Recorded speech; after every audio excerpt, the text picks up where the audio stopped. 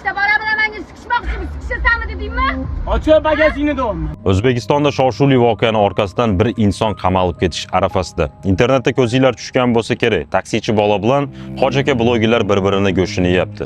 Tushunmaganlar uchun qisqacha tushuntirib beraman. Taksichi bolani mashinasiga bir ayol farzandi bilan o'tiradi. Bu ayolning aytishi bo'yicha taksichi bola 18+ gaplarni gapirib pastel taklif qilgan. Buni eshitgan Hoji aka blogerlar kelib, taksichi bolani urib, so'kib, xullas jostki konflikt kelib chiqqan. Lekin ne ko'z bilan ko'raylikki, oradan ozgina vaqt o'tgandan keyin Hoji aka blogerlar mankasini oqqizib kechirimini so'rab chiqdi. Men mana shu bolani urganim uchun, opamni himoya qilganim uchun qamalib ketishga xohlamayman, iltimos. Sababi taksichi bolani hech qanaqa aybi bo'lmagan, haqiqatdan quruq tuhmatga qolib ketgan. Ya'ni mashinadagi ayol shunchaki shantajyor bo'lgan.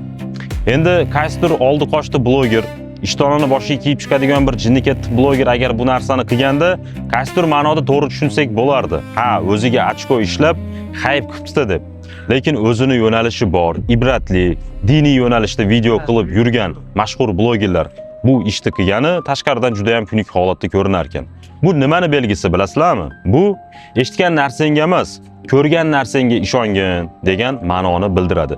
Agar fikrimga qo'shiladigan bo'lsanglar, kanalimga obuna bo'lib, videoda maksimal like bosib, repost bosib tarqatib qo'yish esdan chiqmasin.